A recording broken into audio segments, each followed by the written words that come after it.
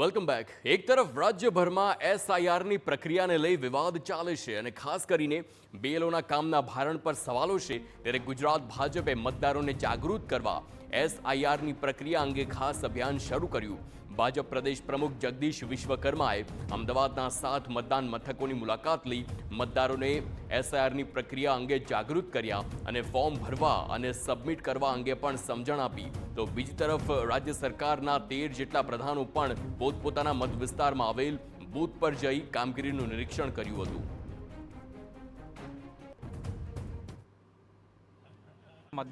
તમામ મતદારોની નોંધણી થાય, એમનું ફોર્મ ભરાઈ અને બીએલઓ જોડે સબમિટ થાય અને આ પ્રક્રિયા સુદૃઢ રીતે પાર પડે, પારદર્શી રીતે પાર પડે, એના માટેનું ચિંતન કરીએ છીએ। આજે એ જ યોજનાના ભાગરૂપે પ્રદેશ અધ્યક્ષ શ્રી જગદીશભાઈ વિશ્વકર્માજી અને નિકોલ વિધાનસભાના ધારાસભ્યશ્રી પોતાના વિસ્તારમાં અત્યારે ઓઢવ, ત્યારબાદ ઇન્દ્રપુરી, એ પછી વિરાટનગર, પછી જમાલપુર ખાડિયા વિધાનસભા અને દાણી લીમડા વિધાનસભા સમગ્ર દિવસ દરમિયાન આજે અલગ અલગ સ્થાનો ઉપર અલગ અલગ બૂથ ઉપર જવાના છે